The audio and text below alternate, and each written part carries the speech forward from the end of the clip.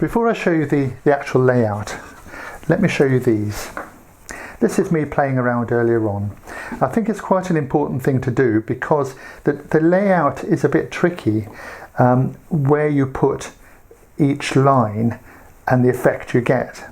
For example, we've got a trench coming along here, so we've got a centre line there, and this is quite a wide pyramid. This one, it's me playing around, is a much smaller pyramid, but there's the same sort of effect. We've got a trench and a trench going across like that. That's the classic pineapple-y sort of effect which we're looking for. I'm going to use the same sort of width, which is quite a small pyramid, because it's in each of those walls, if you imagine them put side by side, that's going to be the size inverted of what that pyramid is. Anyway, so to get the layout, I'm making a graph, little graph paper here. I start with a line. I then use my dividers, which are sharp, and I put my point like this, walk it across. And what's good about that is that each little point there is a place to put my pencil in when I draw down like that. So I draw a whole series of lines like that. Then I repeat the dividers going downhill here, this way. And I square that off like that along here. So now I've got a basic grid. You can make these different sizes, try different construction. So count down 1, 2, 3, 4, 5, 6, 7, 8 down here.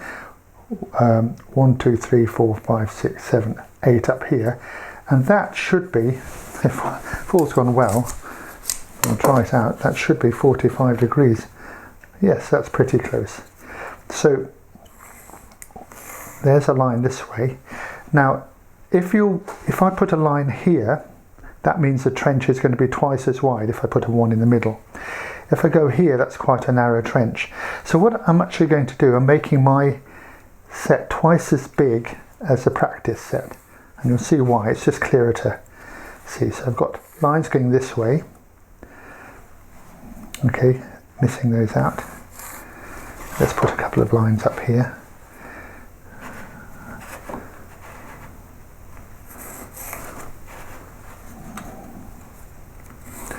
And then I'm going to put lines this way. Start here.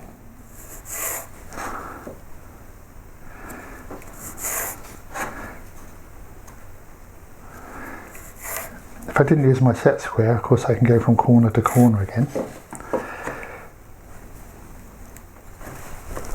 Get that right.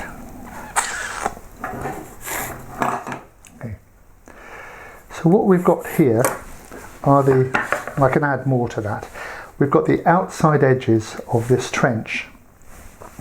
What I'm really interested in now is this centre line down which I'm going to stab. So this is where, and this is where I think it's a good trick, I'm going to mark this one in a different colour.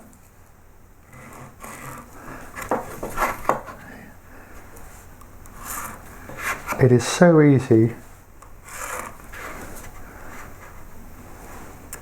to be cutting these the wrong way. So it looks very confusing, but once you've done it a few times, you'll see how this all works.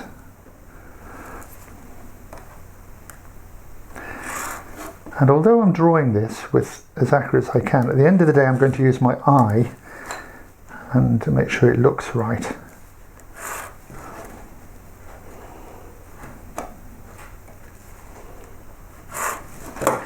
Okay, so that's what we're looking at. This is a sort of grid. But what's important to understand, what we're looking at, is that this is our chop line. I'm going to chop into there. And this is our edge, these black ones. Another way of doing it, which is worth just pointing out, is not to bother with this center grid, but literally just to go straight, once you've stepped this off a line, is to go straight to this angle here. Yeah. So we just go straight down like that,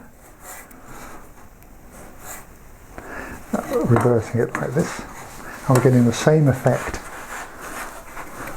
without that grid. I do like the grid though, because that really does, it's useful when it comes to tapered things. So you'd be drawing that, and I think you can see how, I'm being a bit rough here, I think you can see how that would give you that effect. And then you would put your line down the middle here, you know, like that. So it's a bit more easy to see, but as I said, there are values in doing the big grid, as we'll see perhaps later on. Okay, so draw out a little sample patch like this, and then we'll see about carving it. Okay, we have 2 sets of diagonal lines. Forget the grid itself now, concentrate on the diagonal lines. We've got the pencil ones, and we've got the red ballpoint ones. This is quite important to differentiate, because we're now going to cut all these trenches here, and it's very easy, if they're all the same colour, to be cutting the same thing. So just as we did before, I'm going to set in this line here, like that, and you might like to set in all of these, shunt that forward.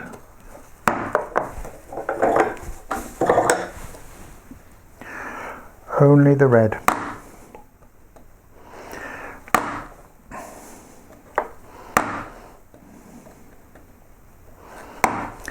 Okay, I'll just do another one and then just show you the principle. You can make this as big as you like, and it's quite a nice decorative surface anyway. So there's our stab cut, vertical. Now we do our side cut.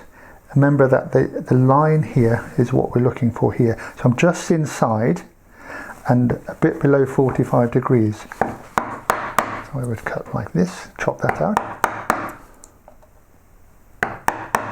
Then missing that little bit, going to the next line.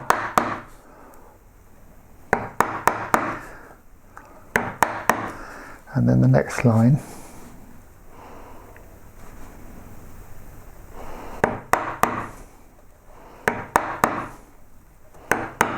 And so on. So I can still see the line, I haven't gone up to it. Swap over.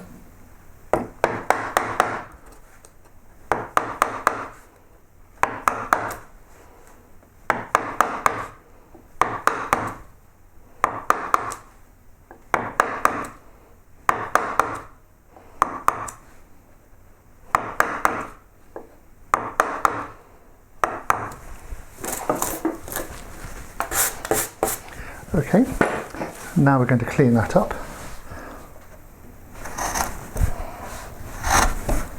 Marrying each cut. So again, I'd probably do all the same side at the same time. But what's important is I'm still leaving a tiny little bit of line there. And I'm trying to come down so that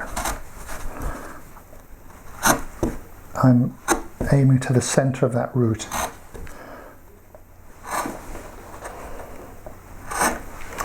Swapping over to the other side.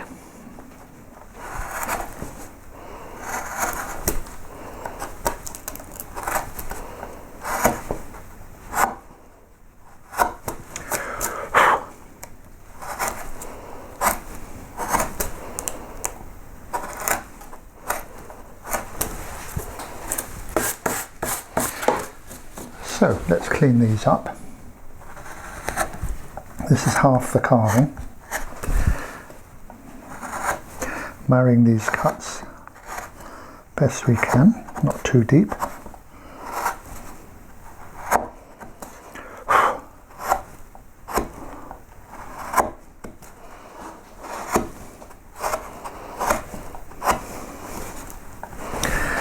Okay, so again, what we're looking for is the centre root down the middle, parallel sides, pretty clean.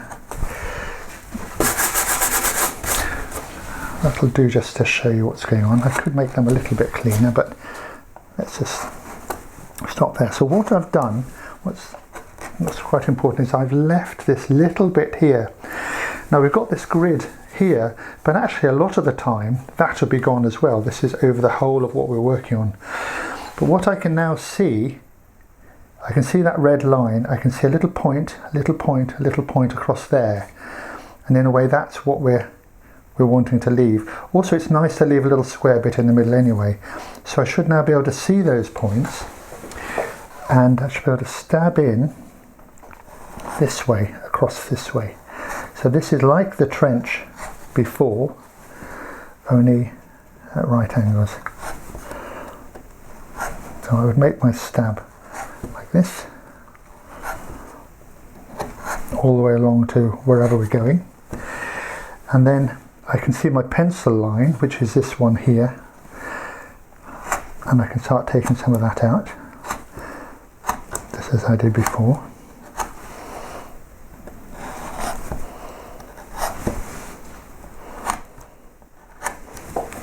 Then coming to this side.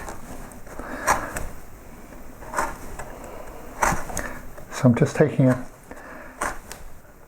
first cut from everything first. You can see the bits coming up. So now I can come to a finish, aiming to that centre line.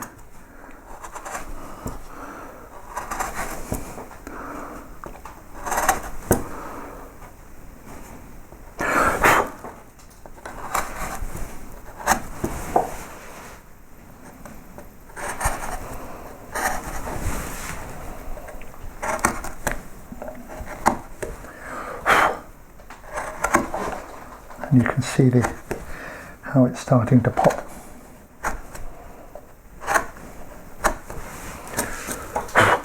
You can see that's now the sort of exercise. Just clean that up a little bit.